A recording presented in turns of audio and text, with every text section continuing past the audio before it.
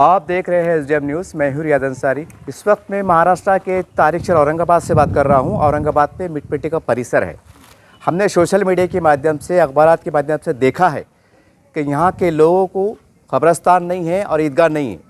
और ख़ास बात यह है कि यहाँ पर कासिम दरगाह रहमतुल्लाह अलैह की जो बारगाह है, उनका एक इनाम है, बोलते 72 एकड़ ज़मीन है, साफ़ सुथरा टाइटल ज़मीन है और मुसलमानों के अतराफ़ में कम से कम 10-12 आबादियाँ हैं।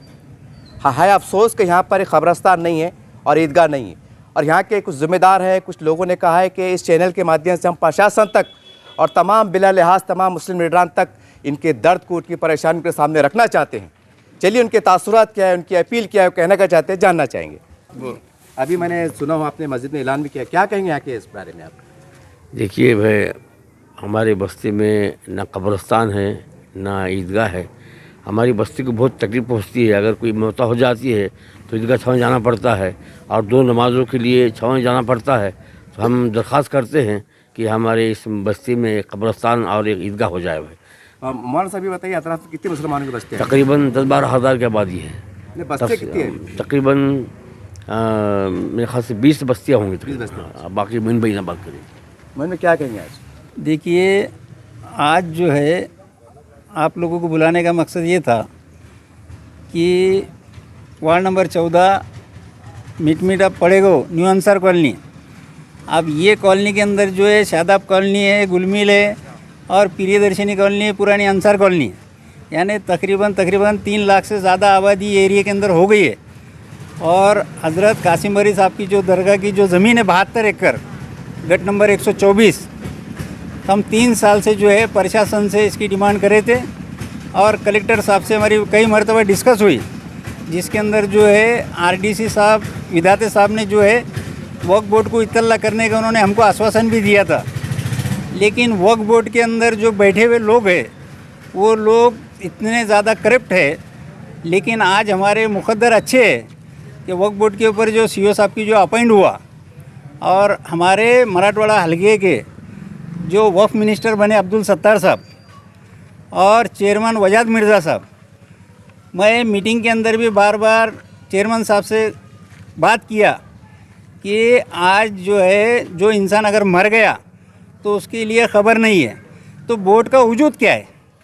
अगर गरीब गुरबा, अगर हम लोग मरने के बाद हमको जगह नहीं मिल रही तो ऐसे बोर्ड का रहकर इसका फ़ायदा क्या है? तो हमको लोगों ने भी एक आश्वासन दिया है कि इसको हम एक मीटिंग में रख के, प्रस्ताव रख के जो है आपको एक ईदगाह का और जो है कब्रस्तान का हम अलॉटमेंट बहुत जल्द से जल्द आपको कराएंगे। ऐसा उन्होंने हमको एक आश्वासन दिया। लेकिन हमारे पास में जब भी मौत होती है तो हमको एक गाड़ी करके 5-7 किलोमीटर छावनी में जाना पड़ता है। कई वक्त ऐसा होता है कि छावनी के भी लोग नाराज़ होते हैं कि आप इतनी दूर से हमारे पास आ रहे हैं, हमको जगह नहीं है यहाँ पर। तो आखिर हम लोगों ने जाना का, इसके लिए ये बहुत शर्म की बात है। और वजाद मिर्ज़ा साहब से भी हमारी रिक्वेस्ट है और सीओ साहब से भी है और वफ़ के जो मिनिस्टर है अब्दुल सत्तार साहब, इन्होंने अगर ये कब्रस्तान अलॉट नहीं करे तो हम भी औरंगाबाद के अंदर जो है उनको आना जाना मुश्किल कर देंगे। क्योंकि आज उन्होंने एक मुस्लिम चेहरा शिंदे सरकार के इसमें जो है बहुत उभर के आया हुआ चेहरा है।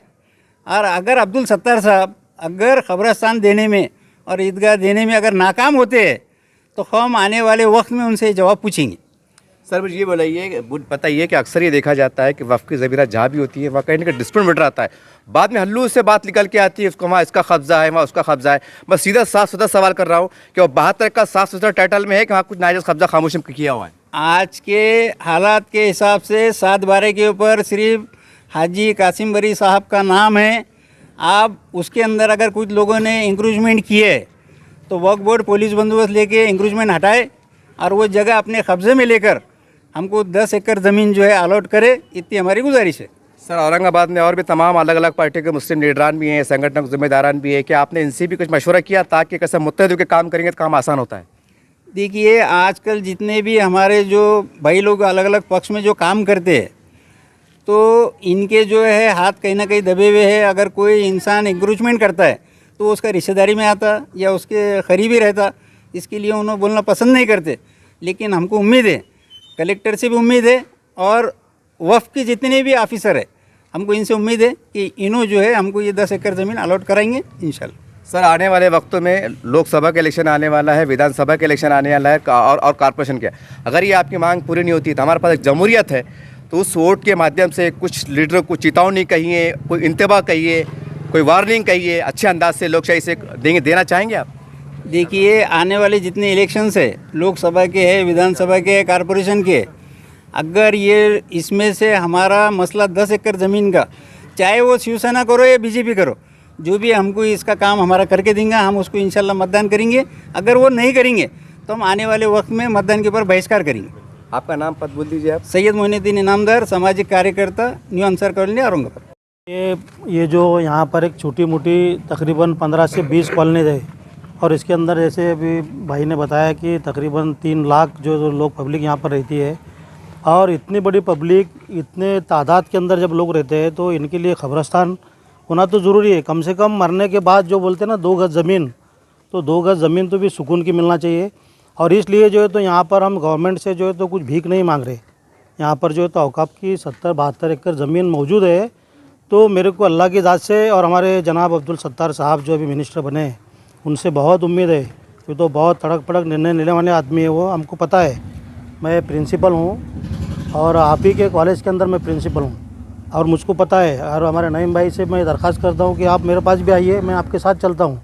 जहाँ पर भी ज़रूरत पड़ी आप लोगों को, मेरा मकान जो है तो न्यू शादाब कॉलोनी के अंदर है।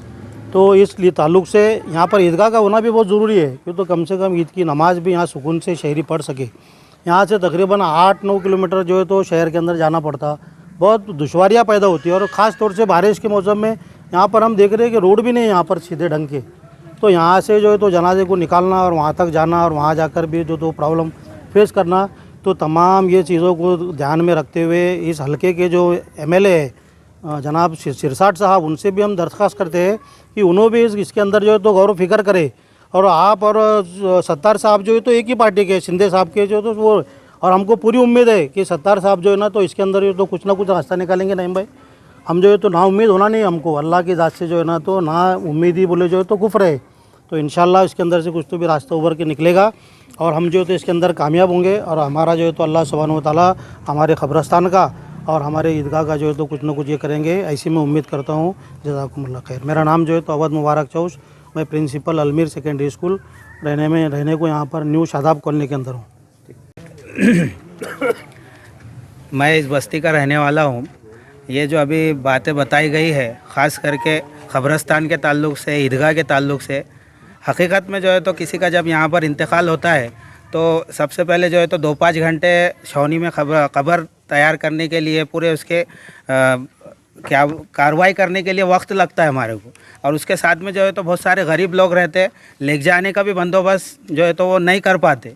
अगर यहीं करीब में हो जाएगा तो उनका जो है तो उतना ख़र्चा भी बचेगा और बहुत सारे फ़ायदे होंगे। जैसे यहीं का यहीं जो है तो हमारी ईद की नमाज़ भी अदा की जाएगी। बस हमारी अपील ये है कि जो भी मांग की गई है, हमको पूरी उम्मीद है कि ये मांगों पर हमारी जो है तो गौर किया जाए। मौलाना साहब, ये बस्ती में कब्रस्तान को ख़दीम है हाइश नहीं? नहीं, यहाँ पर कोई कब्रस्तान नहीं है जी, बस छोटा सा है वहाँ पर कासमबरी दरगाह के पास। उसके अलावा कोई कब्रस्तान नहीं है। बहुत सख्त ज़रूरत है यहाँ पे कब्रस्तान और ईदगाह की। ईदगाह की यहाँ पे सख्त ज़रूरत है। ईदगाह यहाँ से काफ़ी, कब्रस्तान काफ़ी दूर है, तकरीबन 5 किलोमीटर के करीब है। इसलिए हमको बहुत ज़रूरत है। जैसा मोइन साहब ने कहा है अभी कि मैं उनसे इंस्पायर हूँ और इत्तेफाक रखता हूँ कि यहाँ पे कब्रस्तान ज़रूरी है। और कौन सी जगह? कासिम दरगाह की जगह, जहाँ वहाँ पे हमको हमारी रिक्वायरमेंट है सब महल्ले वालों की और दीगर जितने भी पड़े गाँव के रहने वाले हैं, चाहे मुस्लिम पॉलिटिशियन से कनेक्ट हो या फिर और भी लोग हैं जो मुस्लिम, वो सबको आगे आके इस काम में ज़रूर अपना कोशिश करना चाहिए, ट्राई करना चाहिए। असल में कब्रस्तान की हमको बहुत सख्त ज़रूरत है। दूसरी बात यह है असल में कि ये जो ज़मीनात है, इस पे ईमान वालों का, मुसलमानों का हक़ है, और इनकी हक़ की जो ज़मीन है ये औरों को दी जाती है, इसके ऊपर कभी वक्फ बोर्ड कभी इसके ऊपर इंक्वायरी भी नहीं करता और देखता भी नहीं है। लेकिन जब मुसलमान किसी ज़रूरत के लिए ज़मीन मांगने के लिए आता है तो उसके लिए और बहाने बताए जाते हैं। तो अब ये बहाने नहीं चलेंगे। अगर आप समझते हैं, आपको ख़ास तौर से जैसा बताया मोइन साहब ने कि हमने आपको जो तो आगे जो बढ़ाया है, आपके दर्जा जो बुलंद ये है इसलिए कि हमारे कुछ ना कुछ काम में आ जाए, हमारे कुछ ना कुछ काम हो जाए। लेकिन उसके बावजूद भी आज अगर हमारे आप काम नहीं करते हैं तो फिर कोई मतलब ही नहीं है, उसका कोई मतलब ही नहीं है। और यहाँ पे इतनी सख्त ज़रूरत है, जैसे बताया कि बारिश का मौसम है, 7-8 किलोमीटर जो तो यहाँ से जो तो लेकर जाना पड़ता है छावनी तक, और छावनी में भी पहले 2-4 घंटे जो तो उसके लिए पूरा प्रोसीजर कंप्लीट करना, उनसे इजाज़त लेना, उसके बाद जो तो खुदाई होना, उसके बाद दफनाने के लिए जाना। और कुछ गरीब गुरबा लोग ऐसे हैं कि जो गाड़ी भी नहीं कर सकते और वहाँ तक ले जा भी नहीं सकते, परेशान हाल रहते हैं। और ईदगाह का वैसी मसला है कि यहाँ ईदगाह नहीं होने की वजह से बार बार छावनी जाना पड़ता है। और छावनी आने के लिए वही तकलीफ़ है कि सबके पास तो गाड़ी नहीं होती, सबके पास इंतज़ाम नहीं होते। तो उसके बावजूद हमारा इसलिए यही कहना है कि ये जो ज़मीनात है, असल में वक्फ बोर्ड अगर थोड़ी सी कोशिश कर ले तो ये मुसलमानों को आसानी से दे सकते हैं, क्योंकि वक्फ बोर्ड की बहुत सारी ज़मीनात है कि जो और लोग जिनका कोई हक़ नहीं है उसके ऊपर ऐसे ज़मीनों पे काबिज़ होकर बैठे हैं। तो वक्फ बोर्ड उस साथ में जो तो वक्फ बोर्ड उधर देखती भी नहीं है और कुछ करती भी नहीं है। और जिनका हक़ है, जो हक़ मांग रहे हैं, इनका हक़ नहीं देती है, इसके लिए थोड़ा सा गौर फिक्र करें। इस तरह से आपने देखा मिटमिटा पड़े गाँव का जो परिसर है, यहाँ पर मस्जिद के सामने आज जुमे का दिन है। जुमे में बाज़ाब्ता इसका ऐलान भी हुआ था और काफ़ी जो तो नमाज़ पढ़ने वाले मुसल्लियान यहाँ पर हाजिर हैं। इमाम साहब बज़ात हाजिर हैं, सोशल वर्कर हाजिर हैं। अब मैं ज़्यादा क्या कहूँ, तमाम बातें आपके सामने हैं। बहुत दुख और तकलीफ़ की बात है कि इस एरिए के अंदर बहुत करीब 2-3 किलोमीटर के अहाते के करीब 72 एकड़ ज़मीन साफ़ सुथरी टाइटल में एक दरगाह का इनाम है। और औरंगाबाद के अंदर कई बड़े बड़े मुसलमान नेता भी मौजूद हैं। सबसे हैरत की बात यह है, हैरान कुन बात यह है कि वक्फ बोर्ड भी मौजूद है। वहाँ का चपरासी से लेकर तो हमारे वक्फ मिनिस्टर साहब तक मुसलमान हैं। अब सवाल ये है, अगर हम खबरस्तान के लिए परेशान हैं और ईदगाह के लिए परेशान हैं तो ये कितनी शर्मनाक बात है। और यहाँ से मैं तमाम नेताओं को कहना चाहता हूँ कि 1 साल पुराना मेरा वीडियो इस चैनल के माध्यम से आप देखो। 8 से 10 हज़ार लोगों ने खबरस्तान के ऊपर नमाज को अदा किया है। चैनल के ऊपर आप देख सकते हैं इतनी बड़ी तादाद। अब मैं पूछना चाहता हूँ तमाम मुफ्ती इकराम से कि खबरस्तान में सजदा जायज़ है, कि नमाज जायज़ है। और बड़ी शर्म की बात है कि इलेक्शन के अंदर, यही इलेक्शन में, चाहे लोकसभा हो, विधानसभा हो, कॉरपोरेशन हो, गली गली खटका मारेंगे आप। अम्मा अस्सलाम वालेकुम, पेट में मुंडिया देंगे, तुम्हारा बेटा है, तुम्हारा भतीजा है, दुआ में याद रखो। और यहाँ मरने की जगह नहीं है। इनको कौन याद रखेगा साहब, इनको कौन याद रखेगा। हाय अफसोस कि हम फ़िक़्ह परस्त ताकतों को निशाना बनाते हैं।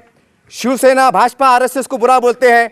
ज़रा वो तमाम मुस्लिम नेता जो स्टेज पे आके बुरा भला कहने वाले हैं, गालियाँ देने वाले हैं, अपने गिरेबान में झाँक के देखो। मुसलमानों की बस्ती है, 72 एकड़ ज़मीन पड़ी हुई है। कौन रोक रहा है आपको? शिवसेना रोक रही है, भाजपा रोक रही है, आरएसएस रोक रही है। बहुत शर्मिंदगी की बात है साहब। और हम कहते हैं हम मुस्लिम क़यादतें हैं, मुस्लिम ताकतें हैं, हम मुसलमान हैं, सारी बातें हैं। अफसोस होता है, अफसोस होता है। मुझे बड़ी शर्म आ रही है। मैं तौबा इस्तग़फ़ार करके कह रहा हूँ कि मुझे इस बात पे शर्म आ रही है कि मैं मुसलमान हूँ, क्योंकि मेरी क़यादत इतनी नाकाम है, मेरे सरबराह इतने नाकाम हैं कि हमारे को मरने को जगह आप दे नहीं सकते, नमाज सजदा करने को आप जगह दे नहीं सकते। काहे की क़यादत है आपकी, काहे की लीडरशिप है आपकी, कैसे मुसलमान हैं आप। मैं बिला तफरीद सबको कह रहा हूँ जो अपने आप को जिम्मेदार कहते हैं। वक्फ बोर्ड है, अरे बंद कर दो, बंद कर दो। हमारे से अच्छे तो वो लोग अच्छे हैं जो मंदिर के लिए कोशिशें कर रहे हैं, सलाम है उनको, वो कोशिश कर रहे हैं, वो कानून का सहारा भी ले रहे हैं, सब कर रहे हैं। आपके साथ भी कानून है, वक्फ बोर्ड है, आप कुर्सी पे बैठे हुए हैं और आप काम नहीं करते हैं, काम नहीं करते हैं। याद रखो कल यौम आखिरत में यही मुसलमान लोग आपसे गिरेबान पकड़ेंगे कि अल्लाह ताला हमारे पास 72 एकड़ ज़मीन थी, हम सजदे के लिए परेशान थे, हम सजदे के लिए मोहताज थे तेरी बारगाह में, लेकिन ये वो चेहरे हैं, ये तमाम वो लीडर हैं, इन्होंने कोशिश नहीं की। है अफसोस, ए अल्लाह उनको पकड़ और पूछ। हम खबरस्तान के लिए परेशान थे, जनाजे उठ रहे थे, जगह नहीं थी।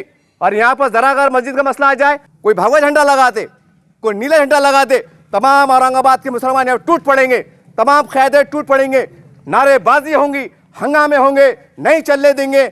आज कौन रोक रहा है आपको, कौन रोक रहा है आपको? मैं उम्मीद करता हूँ आप जागेंगे। याद रखिए वो ऊपर वाले के पास देर अंधेर नहीं है, अंधेर नहीं, याद रखिए। इनकी हाय, इनकी ततलाट, इनकी बदुआएं, इनकी परेशानी, इनकी तकलीफ आपका पीछा करेंगी। अभी भी वक्त है।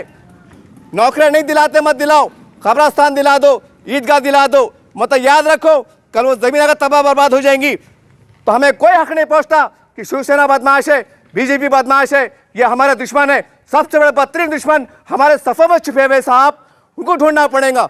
मैं तमाम लोगों से कहता हूं कि जब चुनाव आने वाले हैं इनको खुल के पूछो, दबो मत, डरो मत कि ये ज़मीन पड़ी हुई आप क्या कर रहे हैं, चले जाओ यहाँ से, ये आपका अधिकार है। मैं उम्मीद करता हूं कि आप जागेंगे। अब मैं इससे ज़्यादा कुछ कह नहीं सकता हूं। देखते रहिए इस चैनल को।